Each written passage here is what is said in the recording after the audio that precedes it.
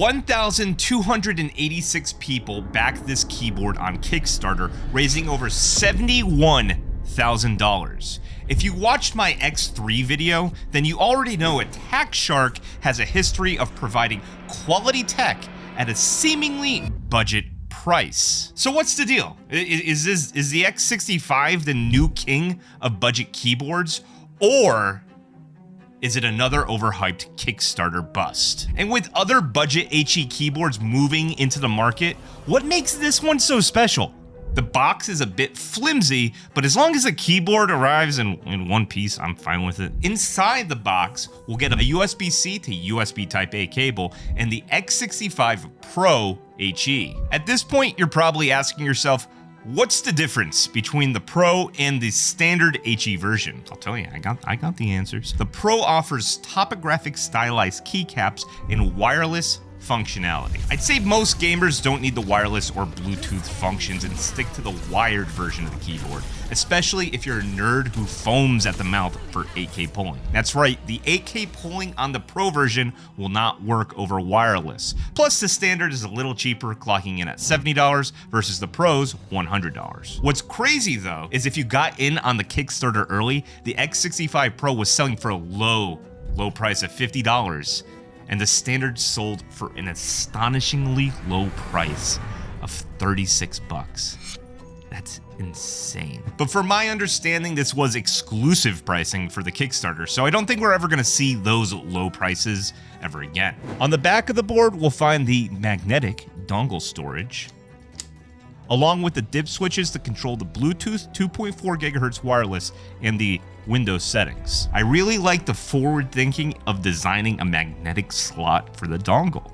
I have so many dongles, guys. It's actually a big deal for me that I can store it directly on the device. It seriously is. We have a straightforward 65% or 66 key design in a full plastic case with adjustable feet, allowing for 3 different typing profiles. There's a bit of branding located on the front right of the board, and I'd actually prefer this be moved somewhere else, like the back of the board, but it's always on the front, so you're constantly going to be forced to look at it. On the top of the keyboard, we'll find the media knob, since that's a popular thing to do right now. By default, it's set for media controls, allowing you to adjust or mute volume, but through software, you can rebind this to pretty much do whatever you want. It isn't listed on their website or any other publication, but the X65 looks like a cherry typing profile, especially when comparing it to keycaps.info. Typing is comfortable, but there's zero flex on the board, so that means there's no rebound when you press a key, making it a very stiff typing experience. The keycaps are very smooth to the touch, with front-facing legends that will illuminate with the south-facing LEDs. These are 5-layer dye-sublimated PBT keycaps featuring a topographic art style. There are 3 different colors of keycaps available for the X65 Pro, while the standard features plain keycaps. On Kickstarter, the switches are listed as the Attack Shark magnetic switch, but I have it on good authority that these are Altimu magnetic amber switches, and I've never even heard of them before. Have you guys? They're linear with an actuation depth of 0.1 millimeter to 3.5 millimeters with a starting gram force of 40. It's noted that they're lubed from the factory, but I would say this is a subpar lube job. In the hands, they feel lighter than a typical Switch, and they certainly feel like they're on the budget side. They work fine for gaming, but if you were planning on using the board long term, then I would suggest swapping them out for something from Gateron, like the Jade gaming Switches, which is what I think inspired these guys. I mean, look at them, they're like identical. It's put together in a very interesting way, with no screws holding it together and instead relying on a snap fit assembly. From top to bottom, it's assembled with an aluminum switch plate, pour-on foam, PCB, more pour-on foam, the battery, and the bottom plastic case. The stabs are plate mounted, and I found them to be very underlubed. The aluminum top plate and the tray mount most likely explain the limited flex of the board and the general stiffness of the keys. I've mentioned this before, but tray mounts and aluminum top plates are not my favorite combination. I think they yield a loose, pingy timbre, but you tell me, what do you think?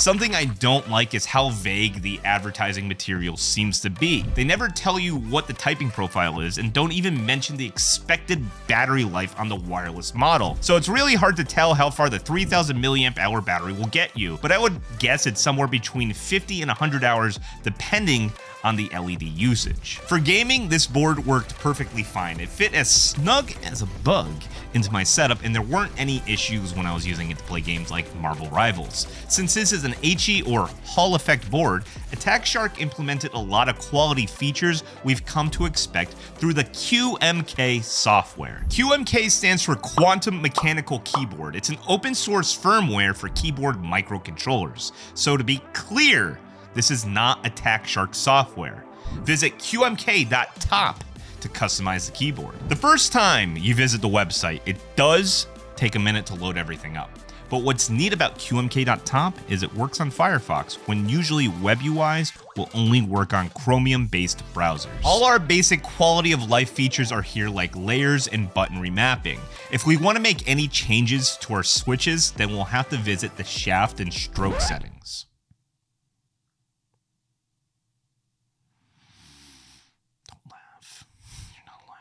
On the stroke settings, we'll be able to modify the key actuation depth and enable rapid trigger. Rapid trigger is huge for competitive FPS gamers. It allows you to actuate a key before it fully resets, so you'll be able to input more data than your opponents. The shaft settings are going to tell the keyboard what switches you're working with. So if you're going to replace the switches, make sure you update the shaft settings and recalibrate your board. In advanced features, we'll find Snap Tap, or better known as SOCD, or simultaneous opposing cardinal direction. Snap Tap allows you to hold a certain key and to press a new key to override the current key you're pressing down. If you didn't have this feature enabled, the two inputs would cancel each other out, but with it, you can counter strafe pretty flawlessly. General disclaimer here, games like CSGO 2 consider SOCD cheating, so use at your own risk. You'll also get access to dynamic keystroke, mod tap, macro keys, toggle key, and full RGB customization. All in all, these features are nice to have, especially rapid trigger and custom actuation depths. I honestly think these are the two biggest features that come for gamers in the past couple years, and here it is on a little budget keyboard, guys. It's crazy. I've been using this keyboard playing Overwatch and Marvel Rivals for a while now, and it's been working out great for me. But if it wasn't, Attack Shark plainly lists their warranty on their website, which I like. They have a 15-day, no reason return period, a 30-day free replacement or refund policy, and a 1-year warranty. Usually I dunk on the 1-year warranty, but because this keyboard's so budget friendly and goes on sale for like 70 bucks, I'd consider 1 year fair coverage. Stroke and shaft settings. If you're somebody who's into the competitive gaming scene and you're looking for a budget keyboard, then the Attack Shark X65 HE should be in that conversation, especially if you can find it on sale. Personally, I'd recommend the standard X65 over the Pro version to save yourself some cash, since you're going to be plugging it in anyway. You're not going to use the dongle, right? My only real criticisms are the sound and the on-lube stabs and switches. So if you wanted to use this long term, then I would definitely recommend picking up something like Gateron gaming switches, or getting some more lube on the stabs, or both. You can do both those things too, you know. It's impressive to me that 1,286 people came together to crowdfund this project. I'm not sure I would call this the absolute king of budget HE keyboards, with brands like EpoMaker and Mad Alliance on the scene, but I'd love to know what you guys think. Is this the ultimate budget HE keyboard? I'd love to know your thoughts in the comments down below. Stroke and shaft settings. Thank you for watching. As always, I hope you learned something, and until next time, GG.